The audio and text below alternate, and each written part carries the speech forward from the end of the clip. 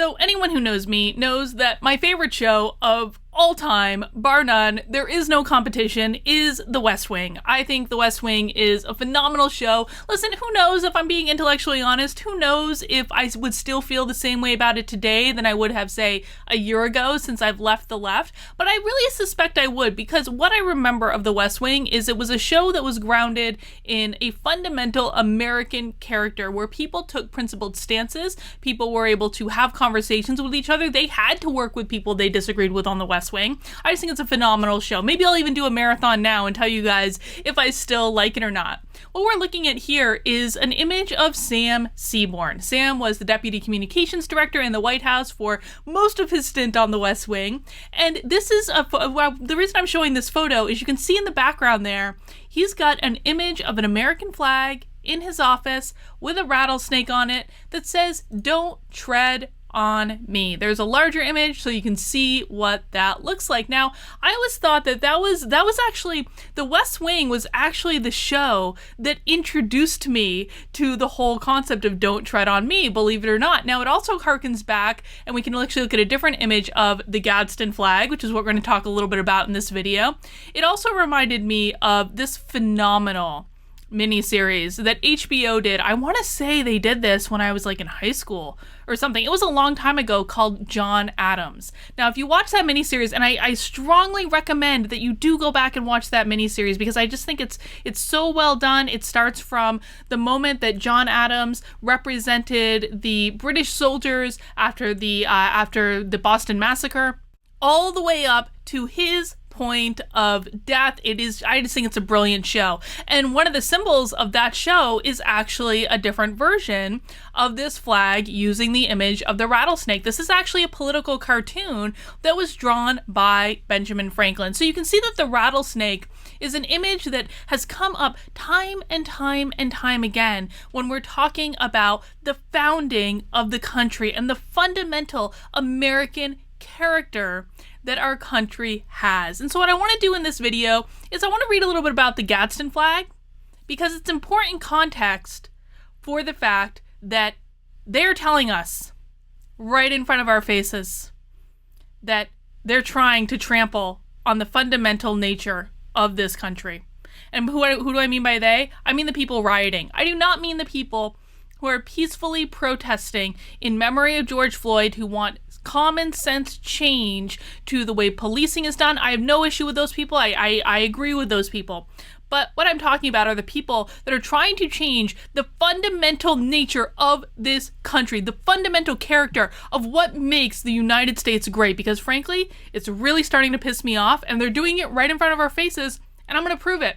But before I do that, we need to have some common foundational knowledge of why this imagery is important. And frankly, I don't trust that any of y'all have actually learned this in the public school system. I don't even think I learned it in the public school system, to be honest. I think, I studied the American Revolution in college. I went to school in Boston, so it was like the perfect place for it. And, I've picked up this stuff along the way, studying on my own, seeing images of it depicted on TV and in the movies and getting interested and wanting to learn more and stuff like that. So that's how I've learned a lot of this stuff, is just by happenstance, really. I don't really think I was ever actually taught this. So let's make sure we all have that common foundation of why this imagery is important.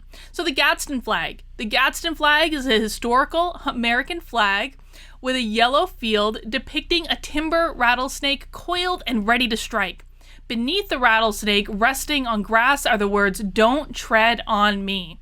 The flag is named after the American general and politician Christopher Gadsden, who designed it in 1775 during the American Revolution.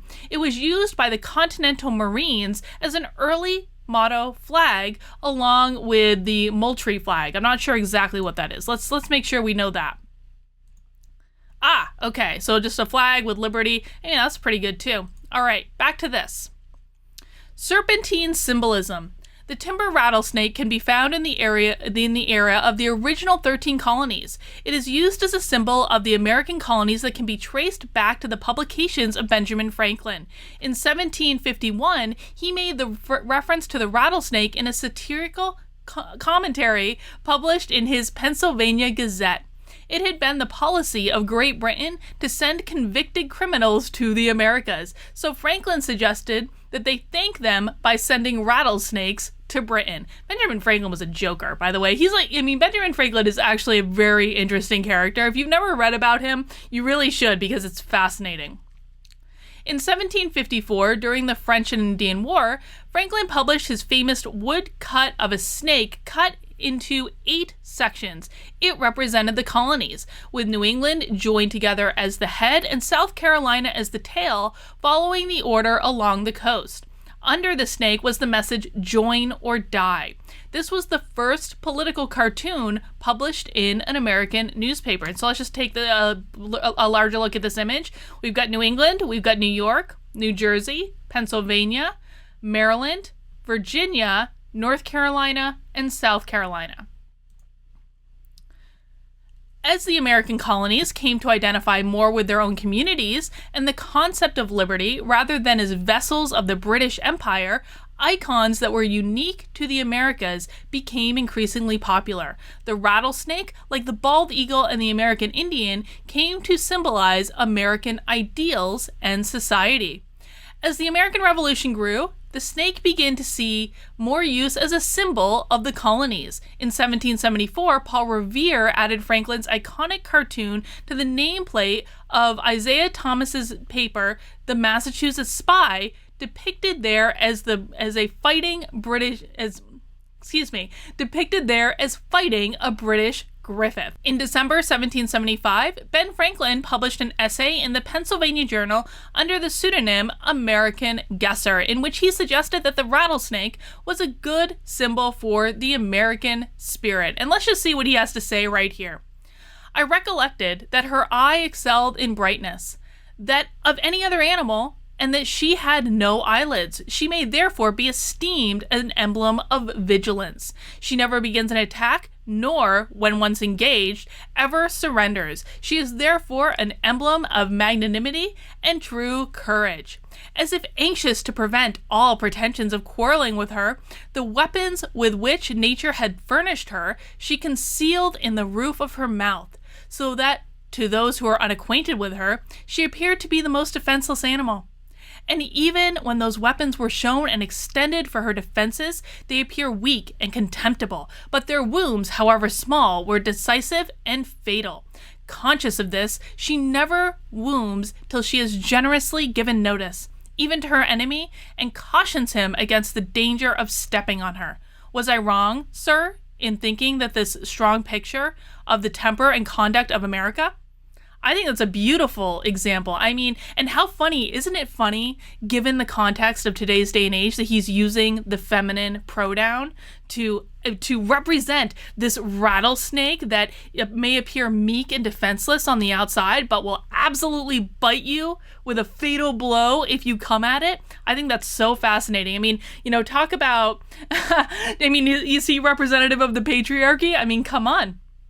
And so that's a little bit of the history of the symbolic use of the rattlesnake. And listen, I'm not going to read this whole Wikipedia entry. You can go read it yourself. But I do just want to scroll down and see that there are several different versions of this that keep coming up, including the first Navy Jack, which is what Sam Seaborn had in his office in the West Wing. Now, why do I think this is important? So I was going to bed last night, and just like what I typically do, and this is awful and I know that, before I go to bed, is I scroll through Twitter just to see what's going on. And yesterday, I saw that. This was tweeted out by Jack Posobiec. It started with him saying, "What side are libertarians taking in the Cultural Revolution?"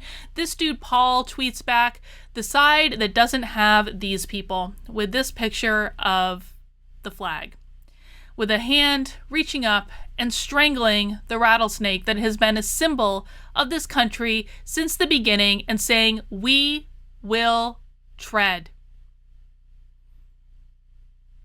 These people are trying to destroy the fundamental character of what makes this country great. Listen, don't tread on me. The fundamental premise of this is like, leave me alone, man. Let me be free to live my life and do my business, and just leave me alone. That's part of what we were built on. That's why the American Revolution happened, because the British were infringing on our society. I mean, in so many different ways.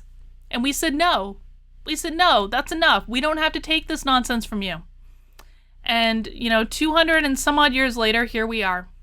Here we are with literal violent insurrection in the streets, with this flag saying that they are going to strangle the very ideas that made this country great, that made this country the best, most free country in the world. It is a blessing that we live here. It is a blessing that we live in this time, and they want to tear it all down. Many of them have probably never learned the meaning of it. Many of them have probably never been taught this. What they've been taught by the school system in America is that this is a fundamentally bad country. Well, you know what? F you. Go live somewhere else, man. Go live somewhere else. With this nonsense, they're doing it right in front of our faces. They aren't even hiding it. And people are literally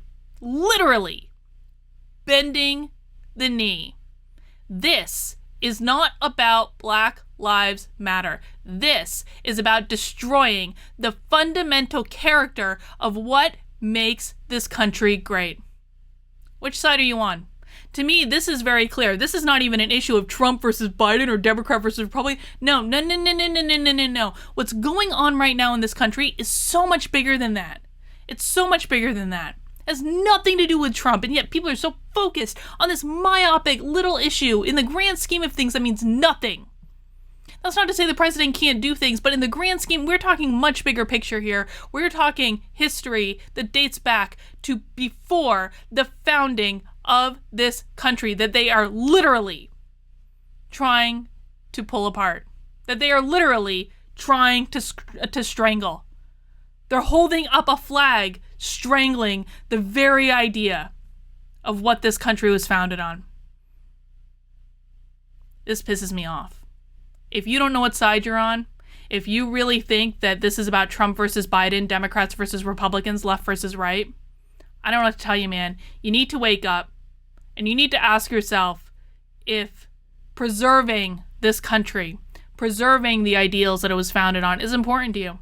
And if it's not, then what the holy hell are you still doing here? Get the F out. Go live somewhere else. Because listen, man, and I hesitate to say that because we should have a country where diverse sets of ideas are welcome. But what I do think that we all need to come to agreement to is the fundamental freedom that comes with the privilege of living in America. And yeah, it is an absolute privilege to live here. My husband says to me all the time, my husband is an immigrant from Ukraine. He spent, 20 some odd years in Ukraine before he went to England, and then he went to Ireland, and then he came here. And he says to me, Carlin, these kids don't know what they're talking about. These kids don't know what it's like to live in an oppressed society. They have no idea. They've never seen it. My husband considers it a gift that he got to come here. He considers it a gift that he gets to live here. He fought for it, man. And these people are just treading all over it. Literally strangling it. Blows my mind.